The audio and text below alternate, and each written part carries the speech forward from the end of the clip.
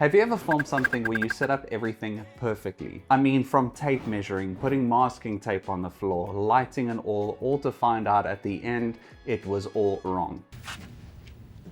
No!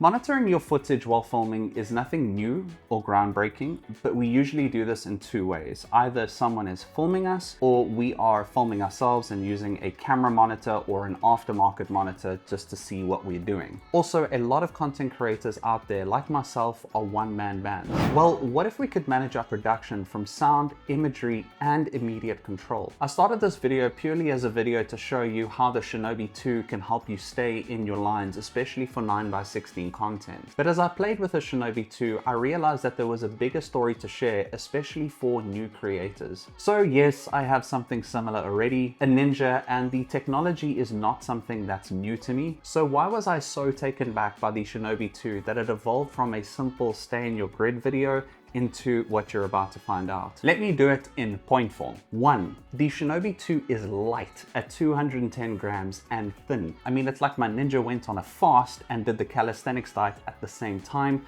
The weight, however, is going to depend on the size of the NPF battery. 2. It has all the general functionality that you would find in a Ninja or the Shinobi 1. 3. The control is awesome. Being able to not have to run around your camera and adjust the touchscreen saves so much time. 4. The Shinobi II includes touchscreen. Now note that this isn't available on all cameras now, but when it first came out, it didn't have it at all, and it only came out with a firmware update, so I think that's going to change in time. 5th and lastly, God level brightness at 1500 nits, meaning that you can film on the sun and still see what's going on. To show you what I mean by all these points, here's me holding a camera, pointing it at the Shinobi II so that you can see what it will look like for monitoring.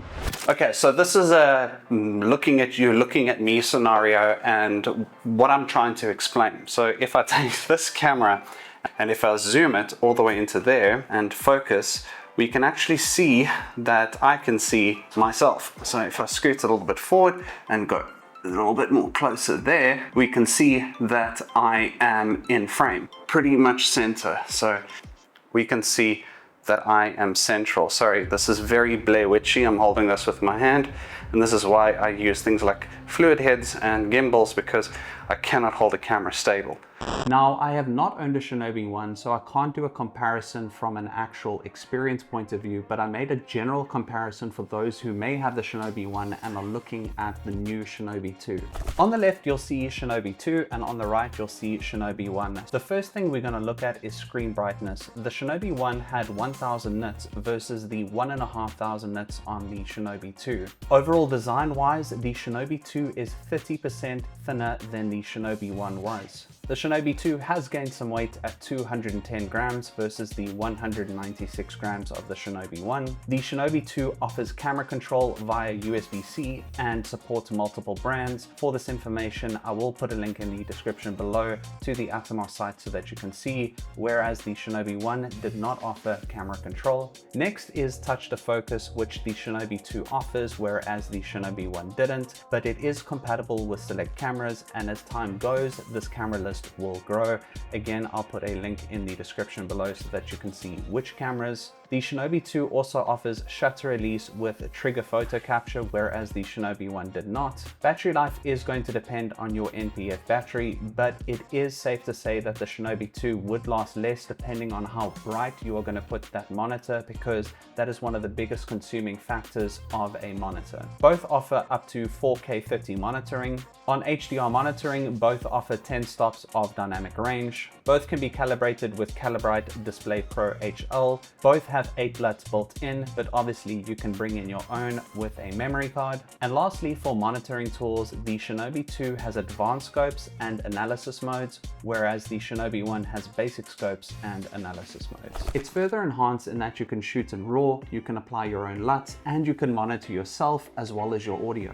On monitoring audio, note that if you are going to monitor audio through the Shinobi 2 through wireless, there is going to be a delay. However, anybody that's done a whole bunch of filming and gone to check their film at the end of the day and realized that their wireless lapel died during filming knows that heart-sickening feeling. So it is a massive plus to be able to know that your audio is coming through at all times. The conclusion here is that it saves you a lot of time, because as a creator, you are doing so much prep work in order to just get to the camera.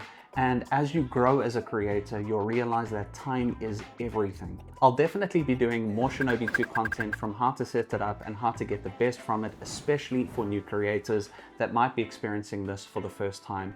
If you do have any comments, please feel free to leave them in the comment section below and I'll gladly answer them. Hope you enjoyed this video. Don't forget to like, share and subscribe if you did enjoy. Cheers guys, goodbye.